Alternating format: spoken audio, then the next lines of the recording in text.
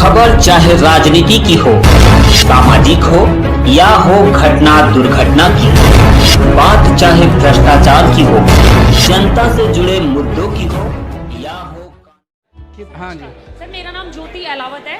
मैं पंजाब यूनिवर्सिटी चंडीगढ़ से पीएचडी कर रही हूँ। मैं हरियाणा के एमएलएज और एमपीज की मेंटल हेल्थ पे काम कर रही हूँ, जो कि पूरे भारतवर्ष की पहली रिसर्च है।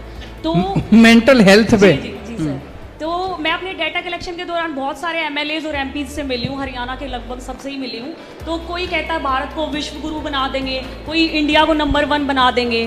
तो भारत की आज़ादी को 75 साल हो चुके हैं, तो आज तक तो इंडिया नंबर 1 नहीं बना है। तो मैं आपसे पूछना चाहती हूँ कि आपकी क्या योजनाएं हैं, क्या आपके प्लान्स हैं जो इंडिया को आप नंबर 1 बनाओगे? आपके जरिए बनाएंगे, और जब तक आप ये सोचेंगे कि केजरीवाल बना देगा तो नहीं बनेगा।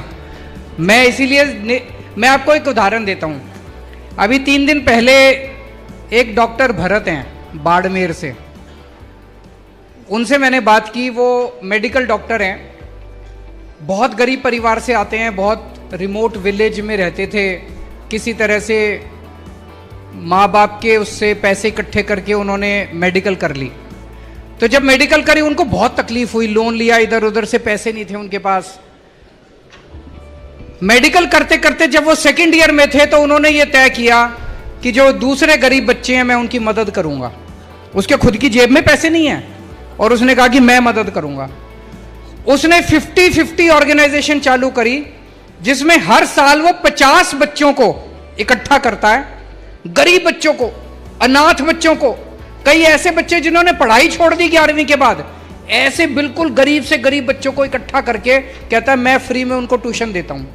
और उसने कहीं से एक बिल्डिंग डोनेशन में ले ली, 2-4 और लोगों से डोनेशन लेके वो 50 बच्चों को वहां पे रेजिडेंशियल रखता है।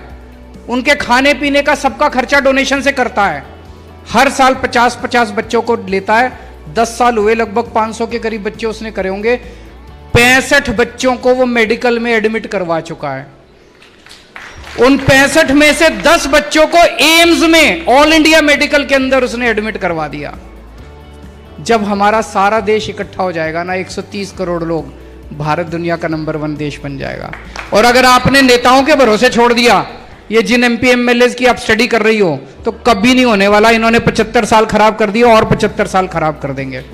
हम अगर एक साथ इकट्ठे हो गए तो इन नेताओं को भी हमारी सुननी पड़ेगी। फिर सारे, जैसे मैं आपको एक उदाहरण देता हूं। भी 3 दिन पहले प्रधानमंत्री जी ने एक अच्छा ऐलान करा। उन्होंने कहा पूरे देश में 14,500 सरकारी स्कूलों को ठीक करेंगे। बहुत अच्छी बात है, 14,500 सरकारी स्कूल। मेरा यह कहना है देश में 10.5 लाख स्कूल हैं सरकारी। अभी पहली बार में 14,500 करेंगे तो ये 10 लाख सरकारी स्कूलों का तो 100 साल में भी नंबर नहीं आएगा। ऐसा क्यों नहीं कर सकते? सारी राज्य सरकारों को एक साथ लेते हैं और ये 10.5 लाख के 10.5 लाख स्कूलों को एक साथ ठीक करने का प्लान क्यों नहीं बनाते? बना सकते हैं। हमने दिल्ली के अंदर हमने सारे स्कूल एक साथ ठीक कर दिए। मान साहब ने कसम खाई है अगले 5 साल में पंजाब के सारे स्कूल ठीक कर देंगे। अगर 5 साल में हम 2 राज्यों के स्कूल ठीक कर सकते हैं तो केंद्र सरकार 5 साल में पूरे देश के सारे 10.5 लाख स्कूल तो ठीक कर ही सकती है। अब वॉर मिशन पे काम करना पड़ेगा, युद्ध स्तर के ऊपर काम करना पड़ेगा, तब आगे बढ़ेगा। लेकिन काम आपने करना पड़ेगा। आप अगर नेताओं से सोचोगे ये भारत को नंबर 1, उन्होंने कोई इंटरेस्ट नहीं है। वो तो ये देखेंगे उनके दोस्त को दुनिया का नंबर 1 अमीर आदमी कैसे बनाया जाए। Thank you sir.